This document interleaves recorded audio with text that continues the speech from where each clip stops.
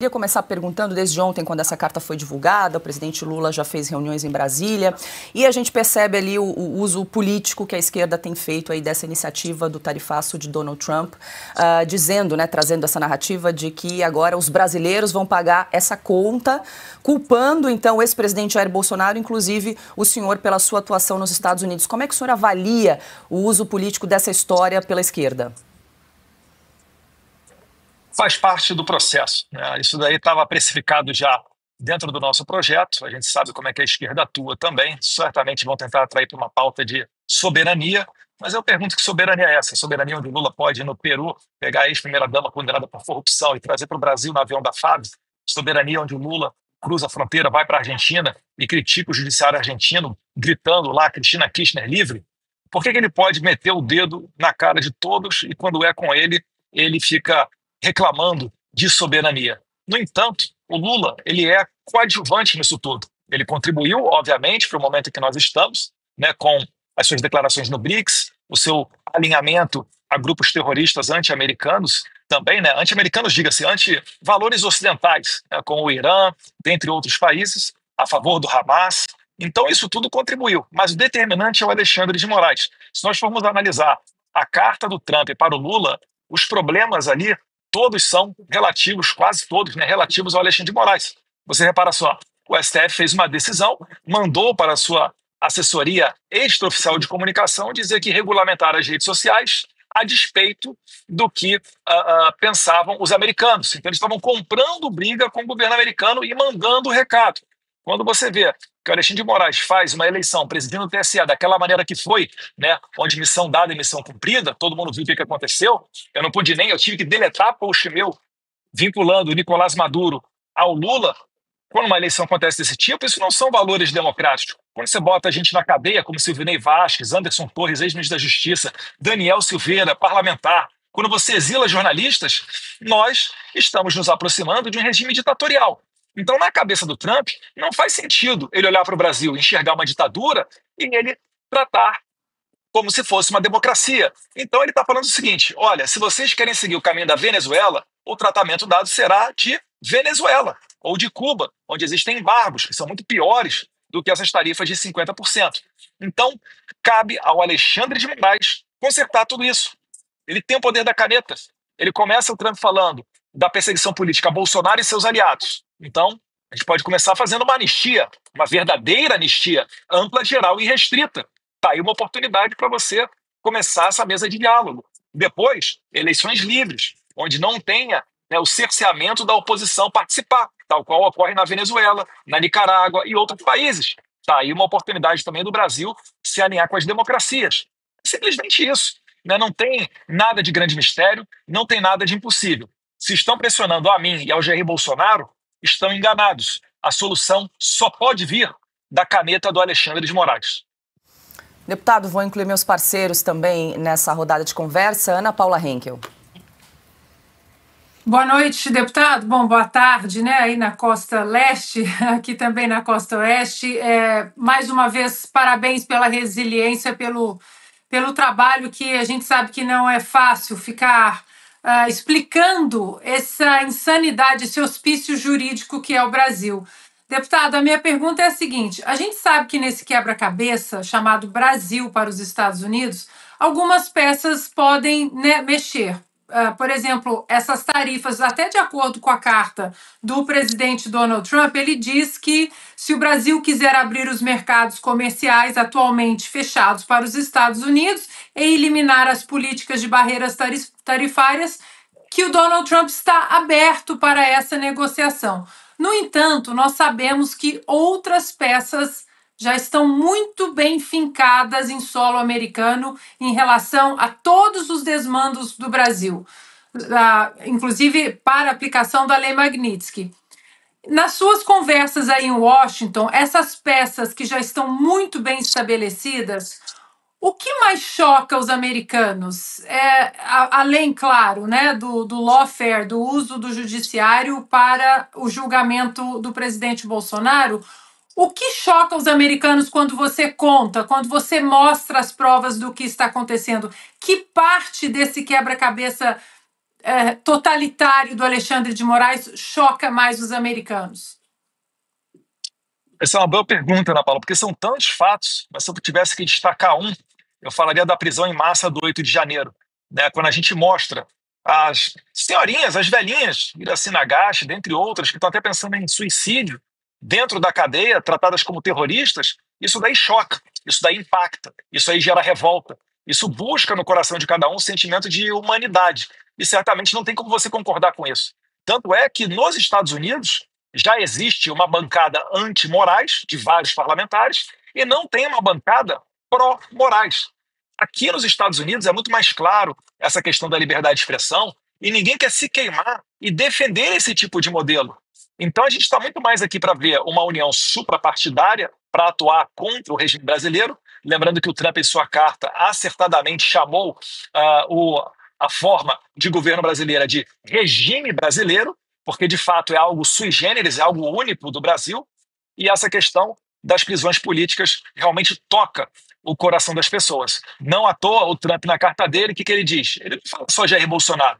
Ele fala Jair Bolsonaro, os seus familiares, que ele tem um apreço, são pessoas que ele conhece, mas também os seus apoiadores. Quando ele fala apoiadores, fica claro o recado do quê? Da anistia, das prisões políticas, que isso é a característica principal de um regime ditatorial, uma das principais de um regime ditatorial. Então, tudo isso daí impacta. Mas, como foram sucessivas reuniões, diversos relatórios, eles estão cientes de absolutamente todos os casos. Tanto que o Trump foi brifado semana passada numa reunião exclusiva para falar de Brasil, e assim que teve um arrefecimento da temperatura da guerra entre o Irã e Israel e a aprovação do projeto de lei do Big Beautiful Bill, que basicamente é uma lei orçamentária com algumas outras peças ali ao redor, ele teve a tranquilidade e pensou, olha, agora é o momento da gente falar de Brasil, contrariando muito especialista brasileiro, por vezes até gente aí que se camufla de direita, etc., dizendo que o Trump jamais iria comprar uma briga com o Brasil por causa só, entre aspas, do Alexandre de Moraes. Eu tenho certeza, o Trump não vai querer no currículo dele 4 anos de presidente da República, sendo o momento em que se consolidou no Brasil um regime semelhante ao da Venezuela, ao da China ou de Cuba. Deputado, eu queria lhe fazer uma pergunta. O senhor ontem emitiu uma nota conjunta, inclusive com o jornalista Paulo Figueiredo, e, bom, dentre várias declarações, o senhor disse que cabe ao Congresso liderar esse processo de uma possível negociação para tentar reduzir tarifas com os Estados Unidos. Agora há pouco, o Congresso emitiu uma nota conjunta com o presidente da Câmara, o presidente do Senado. Eu gostaria de pedir licença para ler, ela é curtinha, e aí eu gostaria que o senhor fizesse uma avaliação dessa resposta do Congresso. Está aí na tela, então. A decisão dos Estados Unidos de impor novas taxações sobre setores estratégicos da economia brasileira deve ser respondida com diálogo nos campos diplomático e comercial. O Congresso Nacional acompanhará de perto os desdobramentos. Com muita responsabilidade, este parlamento aprovou a Lei da Reciprocidade Econômica, um mecanismo que dá condições ao nosso país, ao nosso povo, de proteger a nossa soberania. Estaremos prontos para agir com equilíbrio e firmeza em defesa da nossa economia, do nosso setor produtivo e da proteção dos empregos dos brasileiros. Essa nota saiu agora há pouco à imprensa, deputado. O senhor ficou satisfeito com essa resposta do Congresso? Olha, acho que o Congresso tem total condições de começar a dar os passos em pacificar isso. Eu gostei do tom, um tom tranquilo, que fala em serenidade, e eles realmente podem começar fazendo uma anistia de verdade. Eu tenho certeza, se o Congresso parar de sofrer as ameaças do Alexandre de Moraes, porque o Alexandre de Moraes manda a Polícia Federal na casa do pai do Hugo Mota. Acho que agora até a avó dele aí estava indo para cima. Então esse tipo de ameaça é a maneira pela qual o Alexandre exerce o seu poder. Eu estava dentro do plenário quando foi votado a permanência da prisão do deputado Daniel Silveira. E todo mundo ali comentava. Receberam chamadas, receberam ligações, presidentes de partido, líderes de partido. Então o Moraes ele se comporta como um mafioso, ameaçando os parlamentares. A gente tem que parar com isso. Quando isso daí acabar, quando o Moraes for colocado no seu devido lugar, eu tenho certeza, já temos votos para aprovar uma anistia ampla, geral e restrita. Então, nesse sentido, eu acho que o Congresso tem muita serenidade para ir nesse caminho. Se você for ver, coisa de 1 ou 2 semanas atrás, o presidente do Senado, Davi Alcolumbre, acertadamente, estava reclamando dos políticos que, quando era aprovado no Congresso uma coisa que eles não gostavam, eles levavam ao STF. E o STF não se furta de julgar nada, sempre julga tudo, sempre interfere em tudo. Eles nunca falam, olha, o nosso poder vai até aqui. Depois disso daqui, em virtude da harmonia entre os poderes, é competência do Congresso Nacional. Então, nesse ambiente, pode ter certeza, o Congresso seria um dos principais beneficiados no resgate das suas competências e das suas atribuições. Eu espero que isso daí ocorra. Agora, lei de reciprocidade, isso daí não vai adiantar de nada. A pergunta eu deixo para vocês. Vocês acham que, o Trump já falou, tudo aquilo que o Brasil colocar de tarifa em cima de produto americano será acrescido na cota do Trump de 50%. Eu estou chamando de tarifa Moraes. Então, a tarifa Moraes hoje é de 50%. Se o Brasil colocar uma tarifa de 10% contra os produtos americanos, a tarifa Moraes vai aumentar para 60%. E assim por diante. Pergunto para vocês, quem vocês acham que vai conseguir resistir mais tempo nessa disputa? Óbvio que é os Estados Unidos que sairia vencedor no caso desse, porque é a maior economia do mundo, dezenas de vezes maior PIB do que o do Brasil. É por isso que o Trump teve sucesso, por exemplo, contra o Canadá, obrigando o Canadá a ter uma lei mais rigorosa, um procedimento mais rigoroso com relação à imigração, e de quebra ainda tirou o Justin Trudeau como primeiro-ministro de lá. É por isso que ele conseguiu forçar a presidente do México, Nova, a fazer as maiores apreensões de fentanil do México, foi debaixo de tarifa de 25%. É por isso que ele consegue também, aí não só tarifa, mas usando seu poderio de potência bélica a maior do mundo, colocar o Irã dentro do quadrado deles, não permitindo que eles tenham uma bomba nuclear. Então, até hoje, todos aqueles atores internacionais que se dispuseram a enfrentar o Trump saíram derrotados. Eu não acho que vai ser agora que o Alexandre de Moraes, junto com o Lula, que eles vão ter sucesso. Bom, estamos agora com mais de 123 mil telas simultâneas acompanhando essa entrevista. Vou pedir um like, uma curtida aqui no nosso canal, você que está acompanhando também essa conversa com o deputado licenciado Eduardo Bolsonaro. Quem pergunta agora é Silvio Navarro. Deputado, boa noite. Antes de mais nada, parabéns mais uma vez. Devo cumprimentá-lo sempre que temos a possibilidade de entrevistá-lo. Eu queria a sua avaliação se, de alguma forma, o senhor já tratou isso um pouco na pergunta da Ana, mas a fala do Lula no final de semana, atacando o dólar, provocando mais uma vez o governo americano. Aliás, antes da eleição do Donald Trump, em novembro do ano passado, ele disse que seria o retorno do nazismo. A vitória do Trump seria o nazismo com uma outra cara. Até que ponto isso não foi também um botão para apressar determinadas respostas? Com certeza, Silvio, não tenho a sombra de dúvida nenhuma sobre isso. A conduta do Lula de querer enfrentar o Trump, parece que buscando pelo conflito, isso contribuiu para todo esse processo. Eu até me arrisco a dizer que as tarifas estariam a caminho, né? Não sei se nesse valor de 50% e etc., mas o Brasil a todo momento não perde a oportunidade de desafiar ou de estar em lado oposto aos Estados Unidos. E aí eu relembro aqui o discurso do vice-presidente Didi Vance lá na Alemanha, que aqueles que não compartilharem dos mesmos valores, que valores são esses? Os valores judaico-cristãos, né, de democracia, de respeito às liberdades, de eleições limpas e transparentes. Aqueles que optarem pela censura, pelo apoio ao terrorismo, não vão contar com o apoio dos Estados Unidos. E aí eu reforço mais uma vez a pergunta: por que é que os Estados Unidos têm que tratar o Brasil igual uma democracia quando a gente tem jornalista exilado, político preso, gente que morreu na cadeia, prisão em massa, Polícia Federal sendo utilizada como uma polícia política? Então não faz sentido nada disso. E o Lula, ele está dando todo o suporte ao Alexandre de Moraes para que isso vá adiante. Então o Alexandre de Moraes tem um processo no seu CPF contra o indivíduo Alexandre de Moraes, que acontece aqui nos Estados Unidos, né, em Tampa, lá na Flórida, que é o caso da Truth Social e da Rumble, processando o Alexandre de Moraes, e o Lula bota à disposição dele o AGU.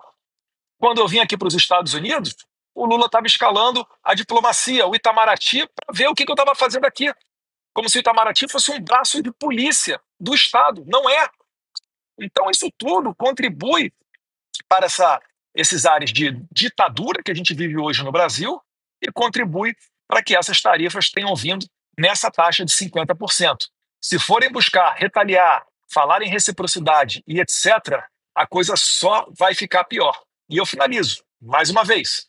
A única pessoa que pode dar conta de acabar com essa crise chama-se Alexandre de Moraes, pois ele foi o causador e o motivador de tudo aquilo, né, ou quase tudo aquilo que o Trump colocou na carta dele como os motivos para sancionar em 50% o governo Lula. Pergunta agora de Carlo Cauti.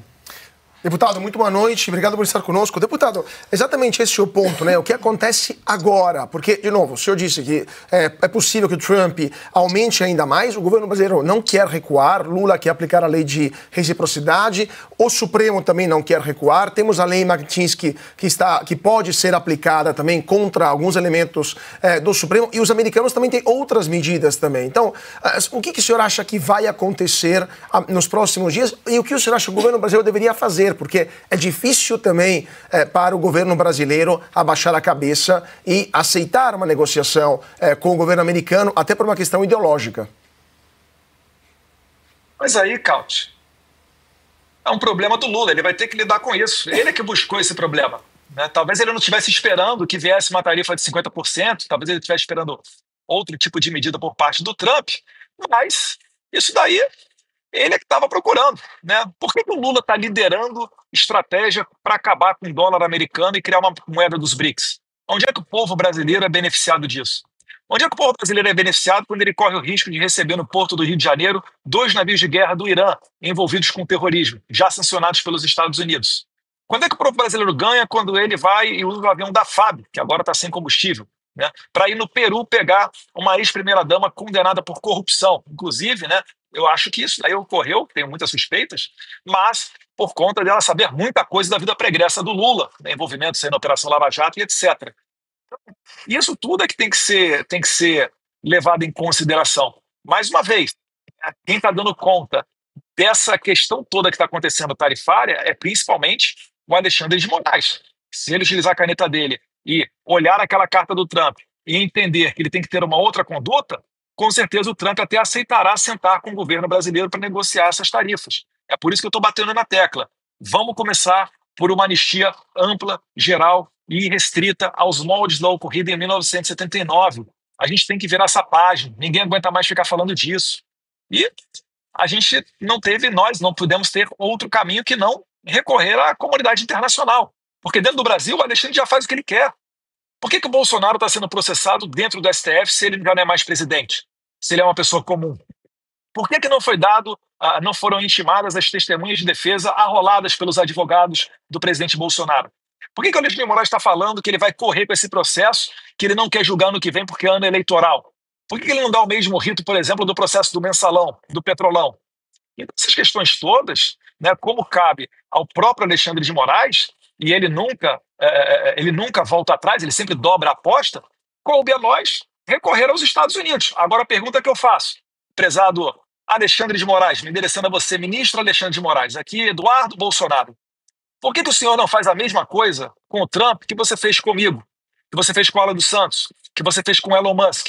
Por que você não coloca o Trump no inquérito das fake news, já que a sua porta-voz extraoficial, lá daquele grande canal de comunicação, está dizendo que o Trump se embasou em fatos falsos para embasar a carta dele de ontem? E por que então você não condena ele à revelia e coloca ele na lista da Interpol, tal qual você quis fazer com o jornalista Paulo Figueiredo? Porque se você é uma pessoa corajosa, Alexandre de Moraes, certamente você não vai ter medo do presidente Trump e vai tratar ele da mesma maneira que você tem tratado nós, brasileiros, que não temos a quem recorrer. Eu estou apontando isso aqui para provar que o Alexandre de Moraes, ele não é macho. Alexandre de Moraes é um frouxo. Alexandre de Moraes está com medo. Alexandre de Moraes está sem dormir, porque ele sabe que daqui a pouco vai vir a lei Magnitsky e do jeito que o Trump não vai vir só nele, vai vir pegando, provavelmente, a esposa dele, o Fábio Shor e outros atores da Polícia Federal. Não sei, que agora está tudo na mão do Trump e ele é imprevisível. Talvez venha para cima do PGR. Enfim, agora a bola está do lado deles. O meu conselho é, se vocês querem realmente resolver o problema, ajam rápido. Façam a anistia ampla, geral e restrita. É a dica que eu posso dar. 18h32. Vou passar aqui para o telão para Ana Paula Henkel, que tem mais uma pergunta para o deputado Eduardo Bolsonaro.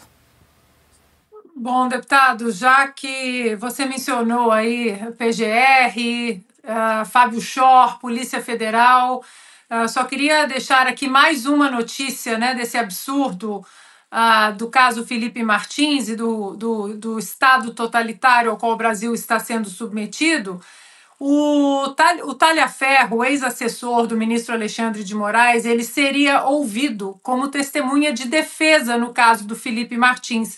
E ontem o Moraes voltou atrás e indeferiu o depoimento do Talhaferro.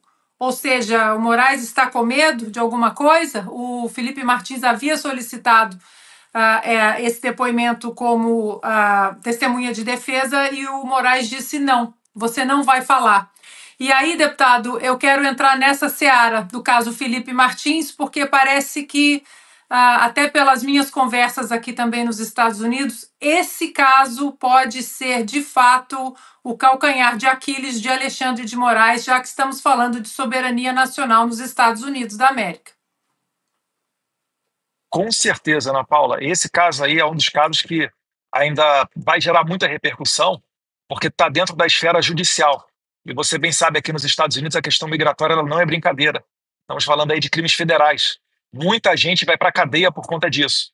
E por mais que você possa imaginar, mas alguns dos atores são brasileiros, não vão aos Estados Unidos. Tudo bem, nunca mais poderão sair do Brasil, porque aí sim haverá uma difusão vermelha da Interpol para ir atrás dessas pessoas. Nós aguardamos a repercussão desse caso. Eu acompanhei recentemente uma entrevista do seu novo advogado, né, o Cicchini, e o doutor Cicchini comentou que já se sabe quem é a pessoa que fez a inserção falsa do Felipe Martins no registro migratório dos Estados Unidos. E isso daí muito provavelmente está em conluio com autoridades brasileiras, como, por exemplo, o delegado federal que cumpre caninamente todas as ordens do Alexandre de Moraes, que se chama Fábio Shor. Inclusive, me falaram que, não muito distante, ele passou uma das suas férias na Disney, talvez a última delas. Então, esse caso aí ele vai trazer muita repercussão e ele pode perfeitamente cair no colo do Alexandre de Moraes. Vamos ver o prosseguimento deles. Eu não sei exatamente o quanto de sigilo que há em torno desse caso, mas as informações que eu tenho realmente são muito ruins para aqueles que estão indo a perseguir o Felipe Martins, que jamais deveria ter sido preso.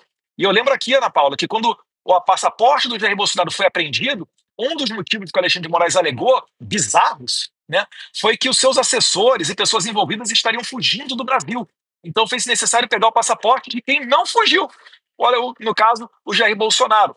E depois que se verificou que o Felipe Martins não fugiu, né, não saiu do país, ainda assim persiste a apreensão do passaporte do Jair Bolsonaro, ainda assim persiste um processo contra o Felipe Martins, que até hoje está de tornozeleira e tendo que prestar periodicamente, acho que semanalmente, né, a sua presença física no fórum da cidade de Curitiba. Então, veja só, o Alexandre de Moraes ele ficou sem saída, porque se ele reconhece que o Felipe Martins foi preso de maneira errada, ele poderia até ser responsabilizado. O Felipe Martins poderia botar um processo de indenização contra o Alexandre de Moraes, porque não foi uma prisão preventiva comum, foi uma prisão preventiva com uma falsificação de entrada no exterior, coisa que nem o Bin Laden conseguiu fazer, porque na prática, o que a Polícia Federal à época alegava era que o Felipe Martins saiu do Brasil e entrou nos Estados Unidos, e como depois ele foi preso no Brasil, conclui-se que retornou para o Brasil. Ou seja, fazendo tudo isso sem deixar vestígio nenhum na imigração brasileira e americana. É inacreditável, né, o estado do que a nossa democracia pujante brasileira está atravessando. Pergunta agora de Silvio Navarro. Deputado, saiu uma nota agora há pouco, assinada pelo presidente da Câmara, Hugo Mota, presidente do Senado, Davi Alcolumbre, uma nota conjunta que fala muito pouco, diz muito pouco. Mas o Congresso Nacional tem determinadas figuras, lideranças que poderiam abrir algum tipo de diálogo e assumir um protagonismo para o bem do setor produtivo brasileiro, já que o PT não fará isso. Não há como esperar que a esquerda histérica, que um governo que já queimou qualquer tipo de ponte com os Estados Unidos, vá liderar um processo a favor do Brasil. Eles vão agir a favor do consórcio PT-STF. Mas o senhor acredita nisso, que alguém no Congresso Nacional, ou lideranças até políticas, poderiam, de alguma forma, ajudar o setor produtivo brasileiro nesse cenário de tarifaço, que não interessa, evidentemente, também para ninguém aqui, né?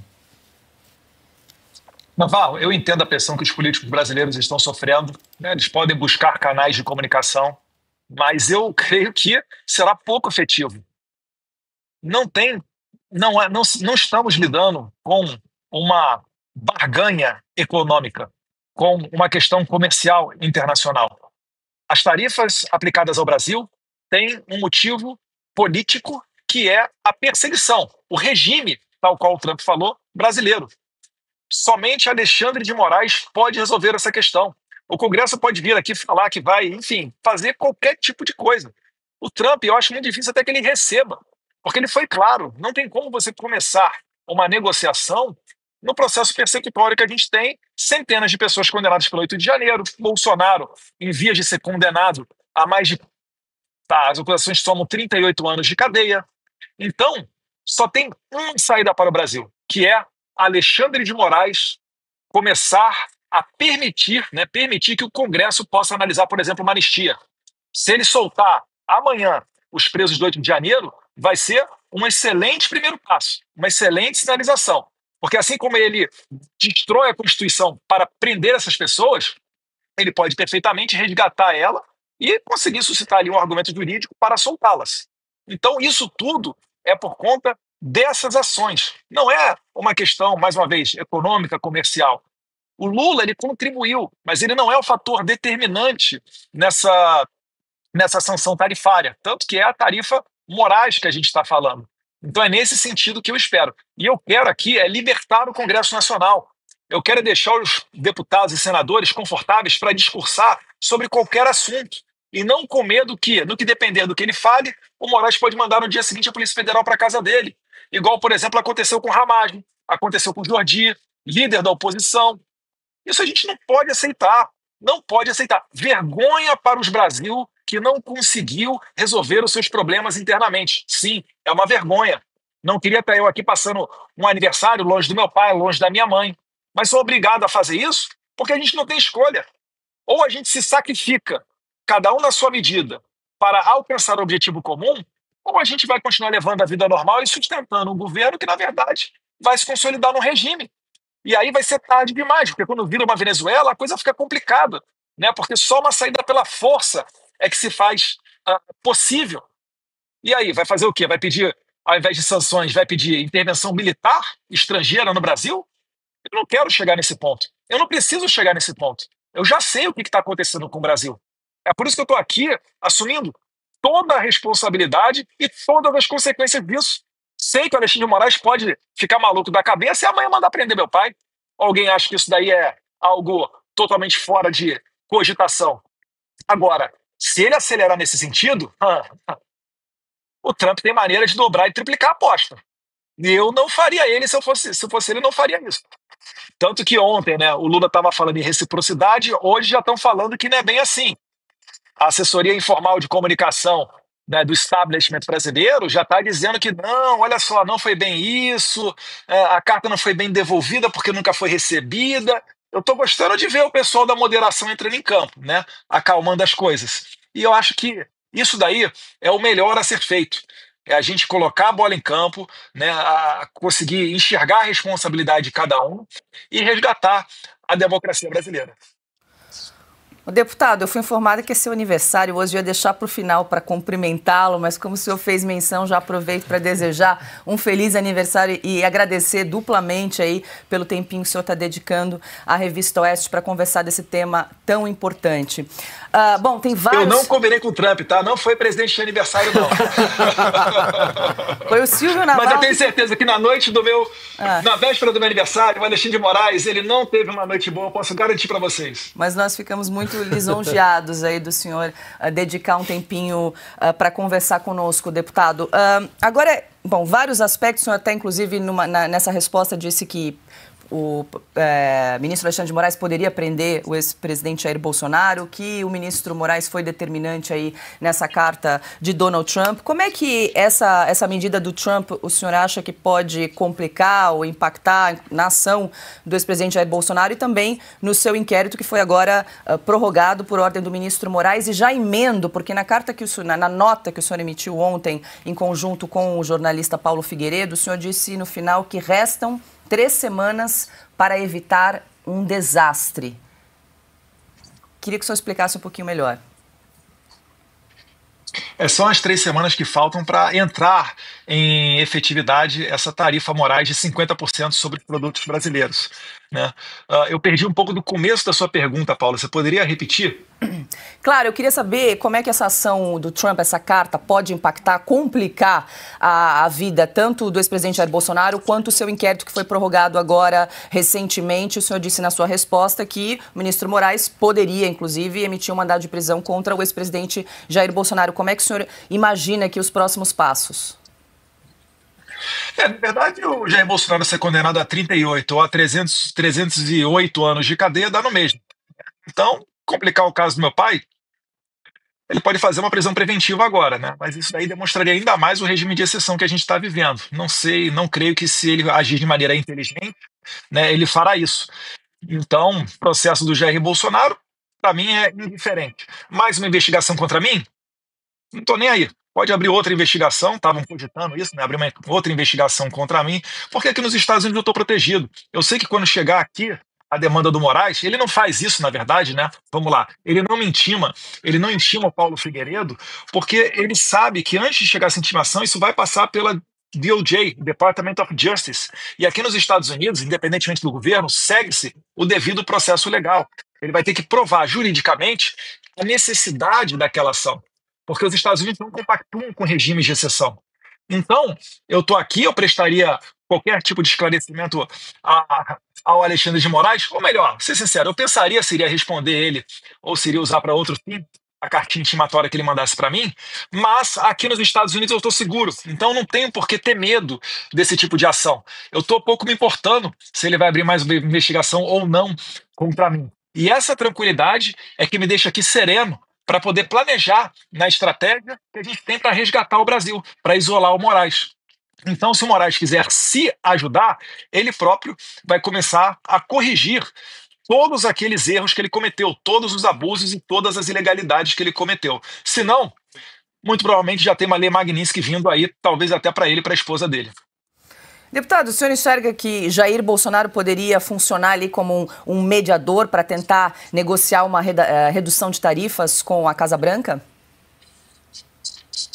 Olha, o Bolsonaro ele tem muito bom trânsito com o Trump, mas, mais uma vez, o Trump ele não joga para perder. Em que pese mais nobre seja o sentimento do meu pai, do Jair Bolsonaro, e ele pode contribuir num eventual processo desse com certeza, o Trump eu acho que ele só vai começar a abrir uma mesa de diálogo depois que houverem as primeiras sinalizações. É por isso que eu estou tão insistente aqui de querer ajudar o Brasil a não ser taxado em 50% com a tarifa Moraes. E isso passa por uma sinalização, que certamente pode ser feita pelo Congresso Nacional aprovando uma anistia ampla, geral e restrita, ou ao menos analisando, permitindo que o plenário seja soberano das decisões, tal qual, né, o Alcolumbre, o Hugo Mota, ou mesmo o Arthur Lira sempre falavam, né, joga para o plenário, deixa o plenário decidir. Se o plenário decidir de maneira a não dar a anistia, dentro de um jogo democrático normal e regular, aí é outra história. Mas, mais uma vez, essa perseguição política, se ela continuar, o Brasil vai, infelizmente, sofrer com a tarifa Moraes. Vou jogar para a Ana, que tem mais pergunta também para o deputado. Deputado, bom, feliz aniversário e feliz aniversário junto com o nosso querido mestre J.R. Guzzo, que hoje também é aniversário aqui. Nosso mestre, um beijo para o nosso mestre Guzzo. Parabéns para vocês dois, Eduardo. Eduardo, duas coisas. Bom, primeiro será que é possível dizer que a oposição, eu não diria a oposição ao seu pai ou ao presidente Bolsonaro, mas a oposição ao Brasil tenha acelerado esse processo todo pedindo a retenção do seu passaporte quando você estava aqui nos Estados Unidos? Se isso acabou contribuindo para que tudo fosse acelerado? E queria que você comentasse também sobre o Moraes prorrogando o inquérito que te investigaria. Começando do final, né? Prorrogar esse inquérito não vai adiantar nada. E você vê só, é o modus operandi de um mafioso. Ele não segue os prazos legais das investigações. A investigação ela tem prazo de, normalmente, regra geral, né, 30 mais 30 dias. Então, o Moraes ele já deveria, por exemplo, ter acabado com o inquérito das fake news aberto lá em 2019. Ele faz isso para deixar uma espada em nossa cabeça, com uma maneira de nos pressionar. Mas aqui nos Estados Unidos eu estou longe dessa pressão. Eu estou pouco me importando com esses inquéritos que ele está abrindo. E certamente, aquela ação do pessoal carinhosamente apelida, né, do Debi Lloyd, aqueles 2 deputados do PT, para apreender o meu passaporte, isso me forçou ao exílio aqui nos Estados Unidos e certamente isso acelerou tudo. Porque veja só, Ana Paula, tudo isso que está acontecendo foi em virtude do quê? Dos fatos que nós levamos ao conhecimento das autoridades americanas. Você sabe porque você faz parte disso também. Você tem contato com os legisladores e as informações que vocês circulam chegam aos ouvidos de altas autoridades. Isso daí só foi possível devido a diversas reuniões também que nós tivemos, eu e o Paulo Figueiredo, na Casa Branca. Nessas reuniões, a Casa Branca, ela funciona, né, tal qual o Congresso brasileiro também, principalmente terça, quarta e quinta, que quando chega segunda e sexta as pessoas retornam para suas bases.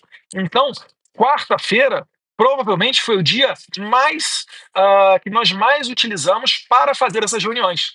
Se eu fosse um deputado e ainda por cima presidindo a Comissão de Relações Exteriores, ainda que eu tivesse meu passaporte, porque eles iam aprender, o Debi Lloyd falaram isso, eu teria dificuldade de a todo momento me ausentar do Brasil, receber um convite internacional, rodar o processo interno da Câmara para poder me ausentar do país, ir aos Estados Unidos e atender a uma reunião dessa, voltar ao Brasil e ainda ter os meus afazeres corriqueiros de deputado federal. Então, quando eles me forçaram ao exílio, eles aceleraram, eles jogaram ali um acelerador dentro dessa marcha para se lançar olhos sobre o que estava acontecendo no Brasil. E isso também quebrou o discurso daqueles, às vezes até gente de direita, que diziam que não, o Trump não vai olhar para o Brasil. Tarifa, esqueça. Não, lei Magnitsky, o Trump jamais vai comprar uma briga com o Supremo Tribunal Federal Brasileiro. Não convém devido ao ponto de vista comercial entre os países. Então isso tudo foi por água abaixo. Está aí o problema, né, fruto de reiterados abusos, como eu falei até na revista Veja, né, são sucessivos abusos que resultaram nesse momento atual que a gente está vivendo. Então, eu peço a você, por favor, acione os botões corretos, as alavancas corretas. As alavancas corretas não são Eduardo, Jair Bolsonaro, Paulo Figueiredo ou quem quer que seja. A alavanca correta chama-se Alexandre de Moraes. Se o STF quiser ir um pouco adiante, podem rever isso que eles julgaram da questão das big techs americanas.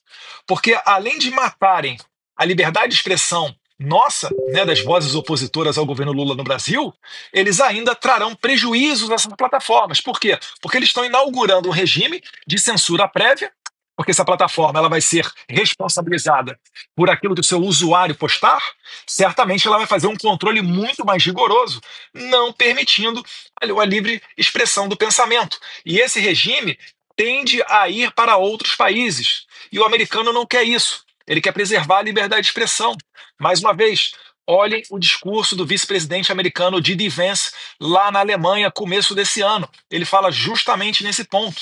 Então, os Estados Unidos estão executando a sua política em defesa da primeira emenda, da liberdade de expressão, que é o que foi falado pelo J.D. Vance lá na Alemanha. Perfeito. Estamos com mais de 150 mil telas acompanhando essa entrevista na quinta-feira. Agradeço muito ao deputado Eduardo Bolsonaro. Passo agora para Carlo Couch. Mais uma pergunta. Deputado, como que essa situação acaba se reverberando nas eleições de 2026? Porque se de fato isso demonstra a capacidade a sua e do Paulo Figueiredo também, de outras forças políticas de conseguir influenciar as decisões da Casa Branca, então é um trunfo de um lado, do outro isso tem um custo político também, né? E o governo está tentando se aproveitar desta situação também para tentar obter um pouco mais de popularidade numa situação onde está cada vez mais impopular. Então, como que isso acaba se reverberando para 2026 e o que o senhor pretende fazer também nas eleições de 2026? Excelente ponto, Couch. Eu queria convidar a audiência da Revista Oeste, que é uma audiência qualificada, para uma reflexão. Vamos imaginar que estamos em outubro de 2026, estamos indo para mais uma eleição com o líder das pesquisas, o líder da oposição, sendo condenado, preso ou qualquer circunstância dessa, impedido de participar dela. Ao mesmo tempo, nós temos um procedimento que não permite auditoria. A urna eletrônica brasileira não permite auditoria. A auditoria do próprio software, por conceito, nem é considerada auditoria. O Congresso já aprovou em mais de 3 oportunidades o voto impresso, e a Suprema Corte sempre derrubou, alegando bizarramente a inconstitucionalidade. Se esse momento chega, a gente vai apresentar ao mundo uma eleição muito semelhante à da Venezuela, né, onde a Maria Corina Machado não pôde concorrer, onde ela foi decretada 15 anos inelegível, e pior, né, porque o que tudo indica, se continuar nessa pegada, sem qualquer tipo de mudança, até mesmo eu, que posso figurar como um sucessor do Jair Bolsonaro, vou estar atochado de inquérito e certamente, se o Moraes estiver poderoso, ele vai decretar de alguma maneira a minha inelegibilidade ou, quem sabe, até a minha prisão. Então, nesse momento, o Brasil estaria tendo, aí sim, o mesmo tratamento da Venezuela, e nós teríamos uma eleição onde a maior potência do mundo e o principal país do hemisfério ocidental não reconheceria a eleição brasileira. Vocês conseguem imaginar o tamanho do problema que o Brasil enfrentaria? O que eu estou fazendo, eu estou querendo evitar que o Brasil chegue nesse ponto. Eu estou querendo que o Congresso seja forte e soberano para poder decidir acerca do voto impresso e contagem pública dos votos. Porque a contagem pública ela é mais importante até do que o voto. O voto pode ser até na pedra, né? A contagem é que é o mais importante. E é um direito que nos foi retirado em 1996, contrariamente ao que prega o artigo 37 da Constituição brasileira, quando ele fala do princípio da publicidade do ato administrativo, que é essa contagem dos votos por parte dos burocratas. Então, esse tema todo eu estou trazendo para a mesa antecipando. É por isso que o Trump fala, né? Deixem o Bolsonaro em paz. Quando ele fala deixem o Bolsonaro em paz, significa dizer que façam uma eleição com a participação da oposição. O Trump não está advogando pela eleição do Bolsonaro, ele está advogando por eleições limpas. Oposição que não pode participar de uma eleição, isso é uma ditadura. Então, estou querendo evitar esse tipo de coisa. E como é que você evita isso? Você não evita isso em cima da hora.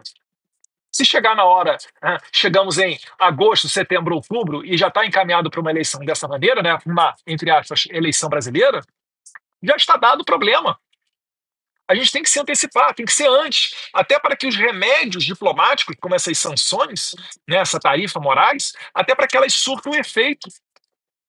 Então, o Brasil, mais uma vez, é chegado o momento de botar a bola em campo e, com serenidade e maturidade, tratar as coisas sem o olhar ideológico, sem o olhar de usar um tribunal para esmagar a oposição.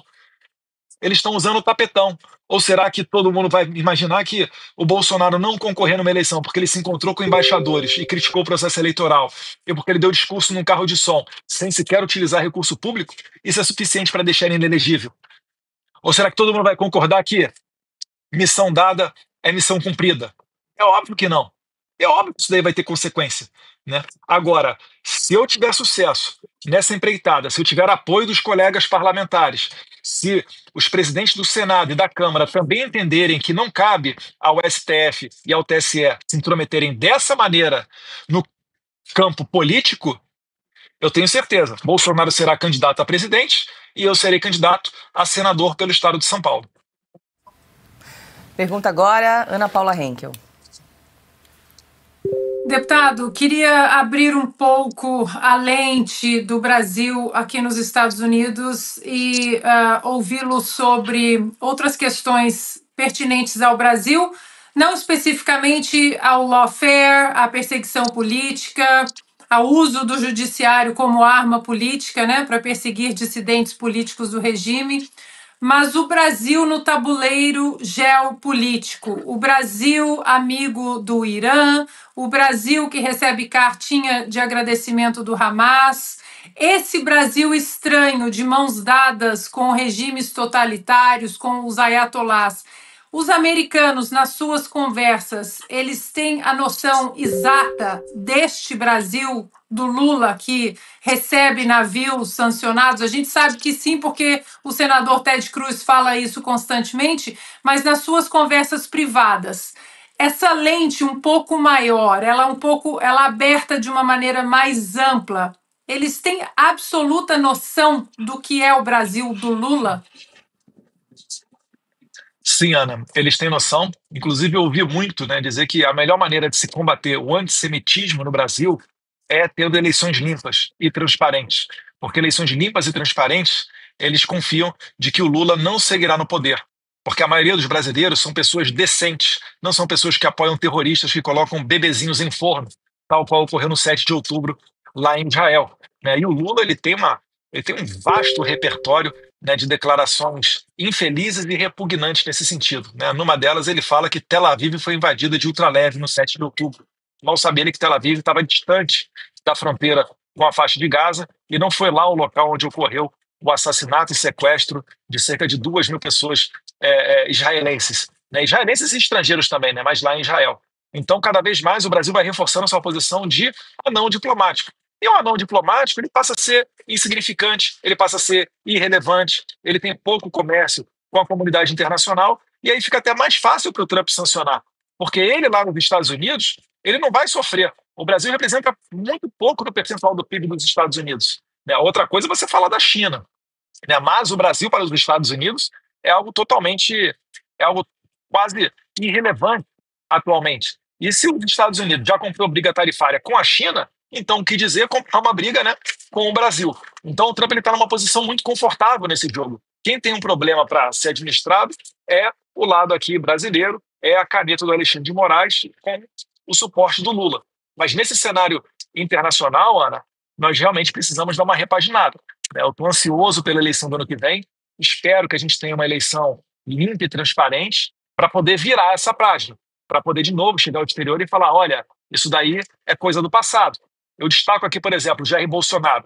Todo mundo sabe que o Bolsonaro ele é uma pessoa que não gosta do comunismo, é uma pessoa arredia às ideias do Marx. Mas isso não o impediu de visitar a China, que hoje é o nosso maior parceiro comercial. Isso não impediu ele de solicitar humildemente e ser recebido e ter sucesso antes do início da guerra com a Ucrânia, Rússia e Ucrânia, para trazer navios de fertilizantes da Rússia para o Brasil, o que salvou a nossa produção agrícola naquele momento, porque estávamos à beira de uma crise, né, à beira de uma falta de fertilizantes, que certamente desaguaria no momento seguinte num desabastecimento, numa crise de alimentos no Brasil. Então, essa é a maneira de se você fazer diplomacia, de você fazer comércio internacional, relações internacionais. Não é focando no conflito dos outros, achando que você vai conseguir dar solução para todos os problemas do mundo. Ninguém faz isso. Ninguém, né, nenhum líder respeitável no mundo faz política internacional focada em conflitos locais. Porque senão você não vai fazer comércio com ninguém. Porque todo mundo tem problema. A China tem problema com Taiwan, o Japão tem problema com a Coreia do Norte, igual a Coreia do Sul, né? Rússia, Ucrânia, Oriente Médio nem se fala, África também, vários países vivem em guerra entre os seus vizinhos, guerra civil. Então, o Bolsonaro ele deu uma aula do que é ser um estadista e ser recebido, né, de maneira honrada em todos os países que ele visitou. Ressalto aqui, para finalizar, a primeira vez que nós tivemos um chefe de Estado de Israel vindo em solo brasileiro, depois da independência deles, em 1947, foi o Benjamin Netanyahu, que veio para a posse do presidente Bolsonaro. O presidente Bolsonaro conseguiu assinar o Acordo de Alcântara e nós aprovamos lá na CREDEM, eu e meus colegas parlamentares, vários deputados do Maranhão. Aprovamos, coisa que no passado o Aécio Neves, que tinha uma posição de destaque no final do governo Fernando Henrique Cardoso, não conseguiu fazer. E isso daí é diplomacia, com resultado para a população brasileira. Então, a gente está com saudade desse tempo, né? E eu espero, mais uma vez, que através de eleições limpas e transparentes, nós possamos dar, mais uma vez, a oportunidade para o povo escolher se quer continuar, né, incorrendo em tarifas norte-americanas, por brigas que o Lula compra, por brigas que o Alexandre de Moraes compra, por alinhamento a terroristas, ou se a gente prefere ir para o outro lado, que é o lado dos que combatem o terrorismo. Bom, nós conversamos com o deputado federal licenciado Eduardo Bolsonaro. Mais uma vez agradeço muito a gentileza de conversar conosco. Mais uma vez, parabéns, feliz aniversário. Espero que o senhor tenha um tempinho aí para aproveitar as últimas horas aí para celebrar mais um ano de vida. Parabéns pelo trabalho. Uma boa noite para o senhor e até uma próxima. Obrigado, Paulo. Eu agradeço a minha esposa que pacientemente me permitiu estar aqui com vocês. Tá? Agora a gente vai ter aqui um momento em família, comemorar o aniversário. Mas se não fosse ela segurando as pontas aqui em casa, nada disso seria possível. Então, beijo, Luísa, te amo.